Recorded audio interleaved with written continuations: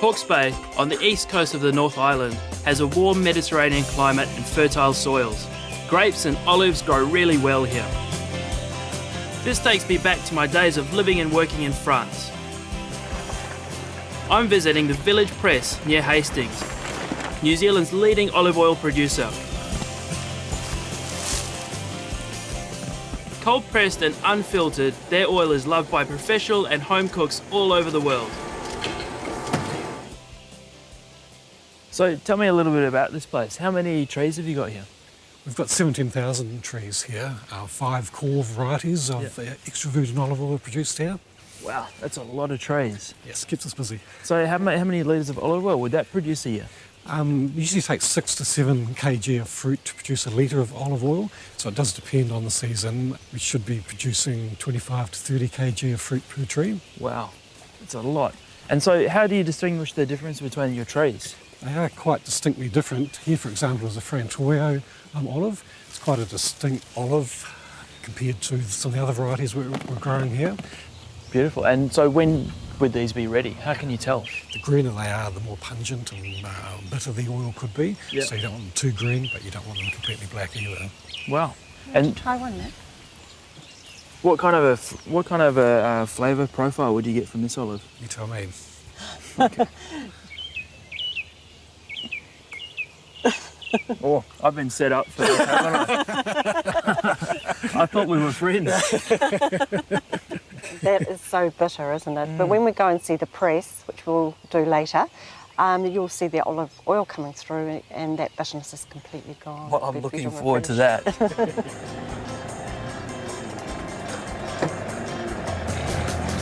It's harvest time, and each tree produces 30 kilos of fruit once they mature. They still pick by hand, but a machine that looks like a giant umbrella does the job much faster.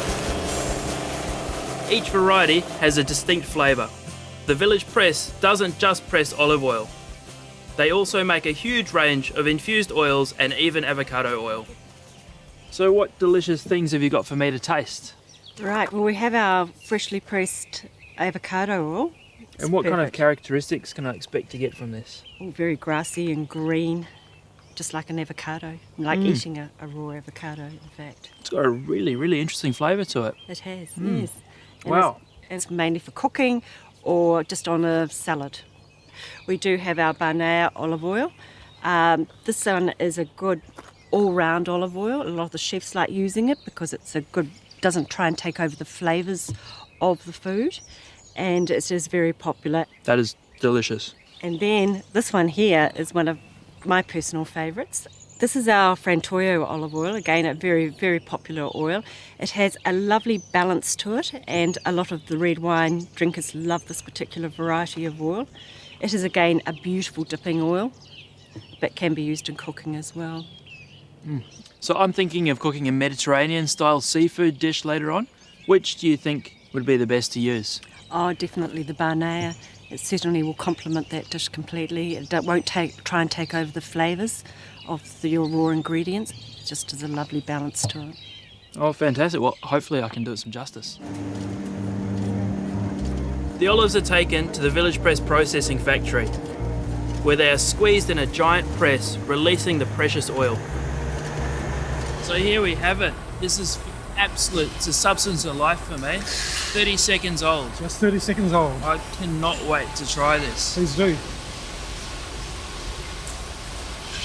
Oh. Wow. So this product is so beautiful and natural. I've seen it washed, chopped, churned and pressed, and that's it. Absolutely, that's it. No additives, no chemicals anywhere near the product. Totally natural, no additives at all. What a winner. Isn't it? Absolute ripper.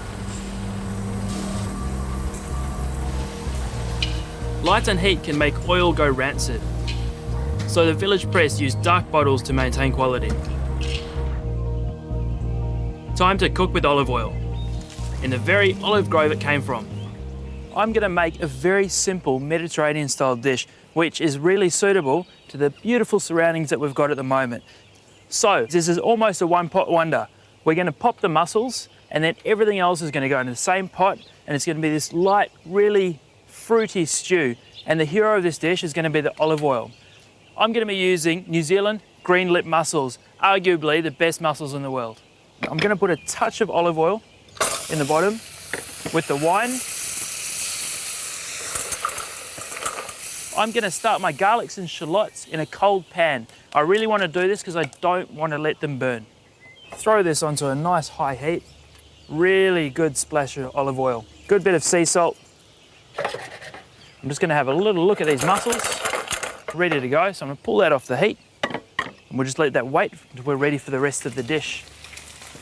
So you can see that we've got our shallots and garlic and they're starting to caramelize. It's really beautiful. What we're going to do is I'm going to throw my prawns in. Whatever you do, don't chop the prawn heads off. They are packed full of flavour. And then we're going to throw our tomatoes in. So I'm going to deglaze it with a touch of white wine. And I'm just going to put a touch of tomato puree in the dish. And this is going to emulsify with the olive oil.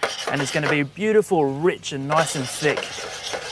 So the other ingredients I've got a little bit of salmon and snapper. Just make sure we spread it apart so it's all going to cook nice and evenly. I've got 2 kaffir lime leaves that I'm going to put in. Give it a quick toss. So we are almost ready to go. We're just going to put our mussels back in, which we popped earlier. Just make sure that they're popped. We've got this liquid here left over from our mussels. Pop a little bit of that in if it's a little bit too thick. It's also going to help to season it. And what we're going to do is probably one of my favourite things to eat of all time. Fried olive oil bread. Absolutely beautiful. I've got some beautiful sourdough bread. We're going to douse this in olive oil. I could drink this by the gallon. We're going to put it in the pan and make it really beautiful and crispy.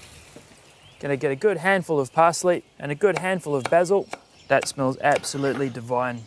So we are ready to go. I'm going to simply place this bread on top, put it in the middle of the table, let everybody dig in, get involved, really messy, really rustic. This has to be one of my absolute favourite dishes of all time.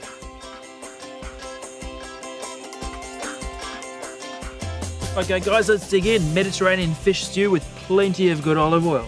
Wow, What fantastic. do you reckon? Looks great. Come on, give it a crack.